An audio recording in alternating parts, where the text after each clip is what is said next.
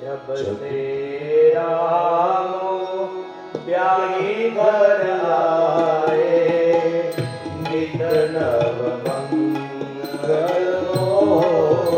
बताए। जब से राम ब्याही घर आए, नित नव मंगल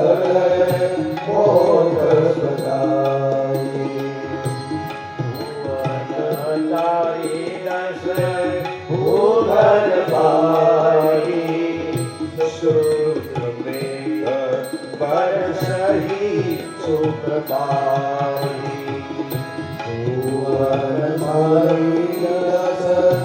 भूधर भाई सुख में बरसही सुख पाई।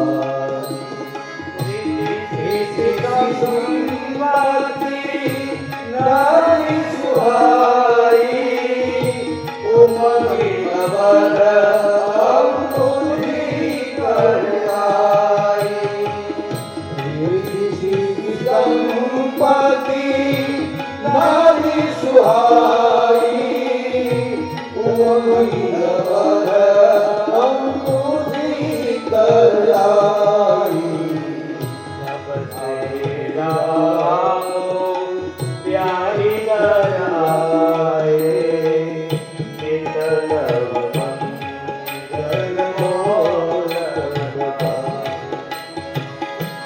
जब तेरा ब्याही घर आए, नित नव मंगल मोद बताए। एक नाना घाट पर भगवान शिव जी मां पार्वती ने की देवी जब से राम ब्याही घर आए, જ્યારથી ભગવાન એ જનકપુત્રી વિવાહ કરીને આવ્યા, અયોધ્યામાં અનેક પ્રકારનું સુખ છે.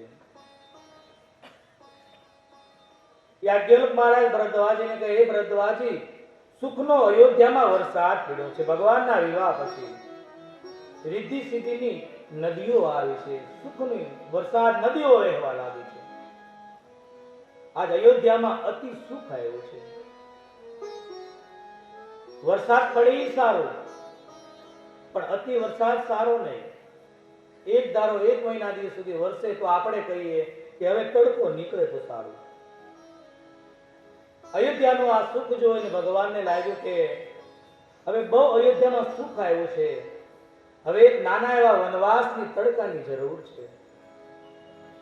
કારણ કે અતિ સુખ છે ને સાહેબ, દુઃખને આમંત્રણ આપે છે. સુખ અને દુઃખ એ લાકડીના 2 છેડા છે. એક છેડો પકડશો તો બીજો છેડો સાથે જ આવશે. સુખ અને દુઃખ સાથે જોડાયેલા છે. અતિ સુખ માણસને દુઃખ તરફ લઈ જાય છે. માટે સંતો કહે કે સુખ છે ને એ આપણને જુદા પાડે છે. સુખની વ્યાખ્યા સંતો કહે છે આપણને જુદા પાડે અને દુઃખ આપણને ભેગા કરે છે. તમે જોજો 5 ભાઈઓ રહેતા હોય સાથે, ભલે એનો પ્રેમ સાચો હોય, પણ વધારે સુખ એટલે કે પૈસો આવી જાય તો વ્યવસ્થા ખાતર પણ એ બધા અલગ અલગ થઈ જશે. સુખે જુદા પાડ્યા. અને 3 ભાઈઓ હોય, ઘણા વર્ષોથી બોલતા જ ન હોય, અને એને જાણ પડે કે એક ભાઈને ત્યાં કોઈનું મરણ થયું છે તો એને આમંત્રણ નહીં આપવું પડે, આમ નામ આવી જશે. દુઃખ ભેગા કરી દે છે, સુખ જુદા પાડે છે. આજ અયોધ્યામાં અતિ સુખ આવ્યું છે. અયોધ્યાવાસીને કોઈ પૂછે કે તમારી ઈચ્છા શું છે તો પહેલા એમ કહેતા કે અમારા રાજાને ત્યાં પુત્રનો જન્મ થાય.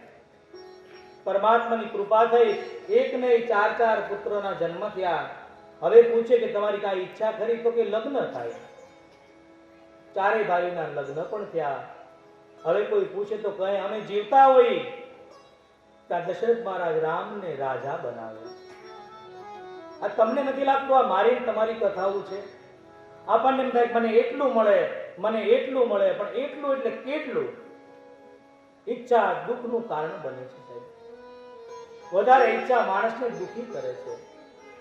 આજ અયોધ્યાવાસીની ઈચ્છા વધતી જાય છે. વધારે ઈચ્છા વધી દુઃખ આવ્યું છે. આજ અયોધ્યામાં દુઃખ આવ્યું છે સાહેબ, કારણ ઈચ્છા એ દુઃખની માતા છે.